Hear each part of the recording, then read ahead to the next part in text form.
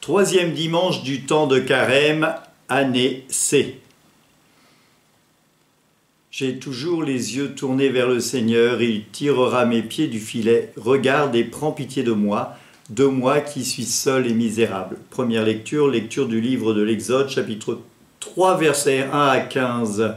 Psaume 102-103, le Seigneur est tendresse et pitié.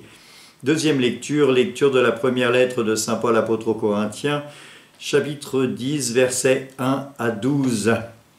Évangile de Jésus-Christ selon saint Luc, chapitre 13, versets 1 à 9. Un jour, les gens rapportèrent à Jésus l'affaire des Galiléens que les pirates avaient fait massacrer, mêlant leur sang à celui du sacrifice qu'ils offraient. Jésus leur répondit, « Pensez-vous que ces Galiléens étaient de plus grands pécheurs que tous les autres Galiléens pour avoir subi un tel sort? Eh bien, je vous le dis, pas du tout. Mais si vous ne vous convertissez pas, vous périrez tous de même. » Et ces 18 personnes tuées par la chute de la tour de Siloé, pensez-vous qu'elles étaient plus coupables que tous les autres habitants de Jérusalem? Eh bien, je vous le dis, pas du tout. Mais si vous ne vous convertissez pas, vous périrez tout de même. Jésus disait encore cette parabole, quelqu'un avait un figuier planté dans sa vigne, il vint chercher du fruit de son figuier et n'en trouva pas. Et il dit alors à son vigneron, voilà 3 ans que je viens chercher du fruit sur ce figuier et je n'en trouve pas. Coupe-le, à quoi bon laisser épuiser le sol? Mais le vigneron lui répondit, Maître, laisse-le encore cette année, le temps que je bêche autour pour y mettre du fumier. Peut-être donnera-t-il du fruit à l'avenir, sinon on le coupera. Acclamons la parole de Dieu, louange à toi, Seigneur Jésus.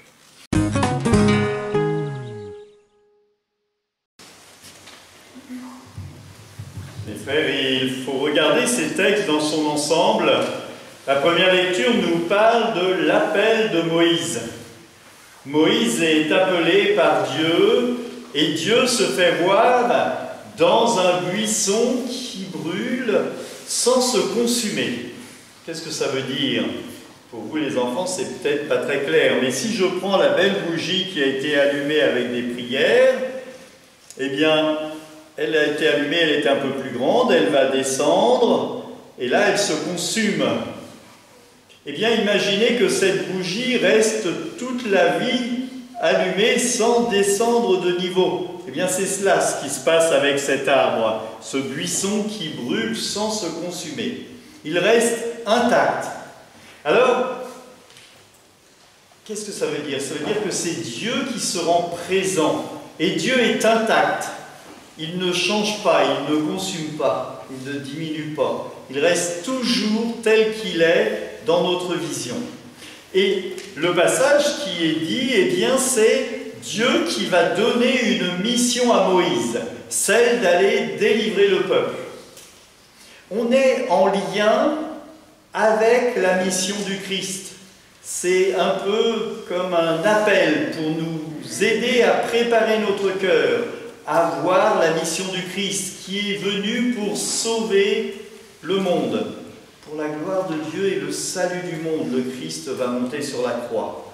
C'est important de voir cela et c'est important de voir comment tout cela, eh bien, est dans notre cœur, nous aide à voir comment Moïse, dans le temps, et le peuple, dans le temps, prend forme. Et la lecture de saint Paul prend le même thème, Moïse, mais là, cette fois-ci, dans le désert. Dans le désert, Moïse était avec le peuple et ils avaient soif. Et Moïse prenait son bâton, donnait un coup sur le rocher, et le rocher donnait de l'eau pour donner à boire au peuple. Cette eau, c'est, ce que nous dit saint Paul, eh bien, le Christ qui se promenait. Le rocher, c'est le Christ qui marchait avec le peuple, en image, et avant même d'être incarné en Marie, bien sûr. Il nous donne l'eau vive, parce que le Christ, c'est l'eau vive. Sans cette eau, nous ne pouvons pas vivre, et sans le Christ, nous sommes perdus. Qu'est-ce que nous invite cet évangile? À la conversion. Par 2 fois, voilà, convertissez-vous. Il nous faut regarder comment est-ce que nous vivons notre vie et il nous faut nous convertir. Au début de la messe, nous avons dit « Je confesse à Dieu Tout-Puissant, je reconnais devant vous, frères et sœurs, que j'ai péché en pensée, en parole, par action et par omission. Oui, j'ai vraiment péché, c'est pourquoi je supplie la bienheureuse Vierge Marie, les anges et tous les saints, et vous aussi, mes frères, de prier pour moi, le Seigneur notre Dieu. » Et cette belle prière, eh bien, nous sommes invités à la faire et en nous disant « Qu'est-ce que j'ai fait comme péché pendant cette semaine ?» pour libérer mon cœur de tous les péchés.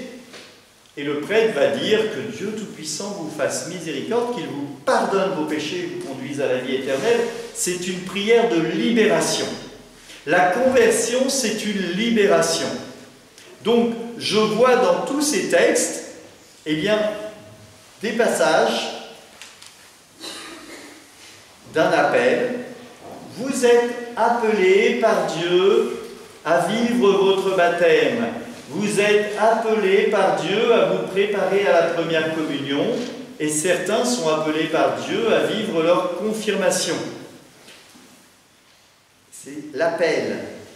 Et puis, les sacrements. C'est de l'eau qui coule que naissent les sacrements. Le sacrement de baptême, le sacrement de confirmation, le sacrement de l'Eucharistie, comme cette eau se mêle au vin pour le sacrement de l'Alliance, puissions-nous être unis à la divinité de ce qui fait notre humanité. Il est important de voir le Christ dans tous nos actes liturgiques et de prière. Nous sommes dans la chapelle, comme nous l'avons dit pour les jeunes avant cette messe, ou qui se préparent à la première communion, où il y a le corps du Christ dans le Saint-Sacrement qui est derrière moi. Il est présent déjà. Avant même d'avoir commencé à rendre présent le pain et le vin sur l'autel, le Christ est déjà là. Et il est important de voir que ce n'est pas juste une image du Christ, mais c'est vraiment la présence réelle. Certains d'entre vous sont déjà venus me voir pour préparer la première communion et ils m'ont tous dit « Nous allons recevoir le corps du Christ ». Et le curé était heureux d'entendre cela. Et c'est important de voir que le Christ se rend présent. Alors, il y a cette énigme, l'affaire des Galiléens et l'affaire de la tour de Siloé. Ceux à qui il arrive un problème dans la vie, est-ce Dieu qui est responsable ou est-ce qu'ils ont fait quelque chose de mal? Et parfois, certains disent « Qu'est-ce que j'ai fait au bon Dieu pour tomber malade ?» Et c'est des choses que l'on n'entend rien. Si vous êtes malade, ce n'est pas Dieu qui l'a voulu. Dieu aime sa création et il l'aime d'un amour infini. Et il ne veut que le bien de l'homme. Et d'ailleurs, il le dit dans la Bible, « Je mets devant toi le chemin du bien et le chemin du mal, choisis le bien et vis. » Et parfois, l'homme, en général, eh bien, il choisit le mal et il se fait du mal à lui et il fait du mal autour des autres. Et quand vous êtes dans la cour de récréation et que vous décidez d'aller vous battre contre un copain, bien vous faites le mal dans votre cœur, et vous faites le mal autour de vous, le mal à vos copains.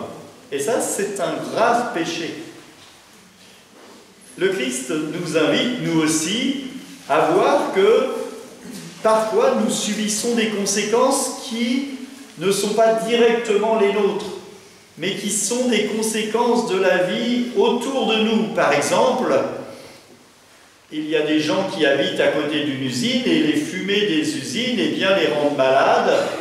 Ce ne sont pas les gens qui ont fait des choses mauvaises pour eux, mais c'est le voisin qui a fait des choses mauvaises pour eux. Et on voit que ça développe des cancers, etc.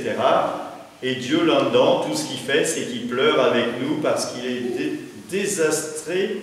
C'est pas français. Enfin, il est désolé et il n'en peut plus et il pleure avec nous parce qu'il est désolé de voir l'humanité qui se détruit elle-même. Il y a eu une belle encyclique sur l'écologie et qu'il faut lire parce qu'on voit que comment est-ce qu'on peut prendre soin de notre terre. Et vous êtes, vous, les jeunes, ceux qui devez aussi prendre soin de la terre, et nous aussi, les plus âgés, on doit prendre soin. Alors on voit bien, pour la finale, qui est une touche d'espérance, le figuier qui ne donne pas de fruits depuis 3 ans, et le maître veut le couper. Et le vigneron dit, laissons-lui une chance. On va mettre de l'engrais. On va l'arroser, on va tout faire pour qu'il puisse porter du fruit. Eh bien, c'est pareil pour vous. Vos parents, des fois, vous faites des bêtises. Eh bien, vos parents, ils disent, allez, on leur donne confiance, on refait une alliance avec nos enfants et on leur redonne confiance. Et c'est pour ça qu'il faut voir comment Dieu, dans votre vie, eh bien, il vous aime et il vous donne cet amour, comme vos parents qui vous aiment et qui vous donnent cet amour. Et il ne faut pas détruire l'amour que vos parents vous donnent, parce que sinon, eh bien, la confiance va s'éteindre un jour. Le mensonge, c'est l'arme du démon. Et des fois, on se dit, c'est un petit mensonge. Est-ce que tu as fait tes devoirs? Oui, maman. Comme ça, je vais pouvoir aller jouer avec les copains. Et puis au retour, je fais mes devoirs, et là, les parents s'aperçoivent qu'on n'a pas fait les devoirs et qu'on a menti. Et du coup, ils ne sont pas contents. Et la fois d'après, ils vont dire, est-ce que tu as fait tes devoirs? Et là, vous allez dire oui, tout fier d'avoir fait les devoirs. Mais les parents vont dire, fais voir que je vérifie. Et vous voyez, c'est la confiance qui a été abîmée. Il en est pareil pour nous les adultes. À chaque fois que l'on se détourne de Dieu, Dieu revient vers nous pour nous redonner sa confiance. Et parfois, il demande à ce qu'on y mette un petit peu plus d'ardeur. Alors soyons dans ce temps de carême prêts à une conversion de cœur pour que l'amour du Seigneur soit vraiment dans notre cœur. Et n'hésitons pas à prendre de l'engrais.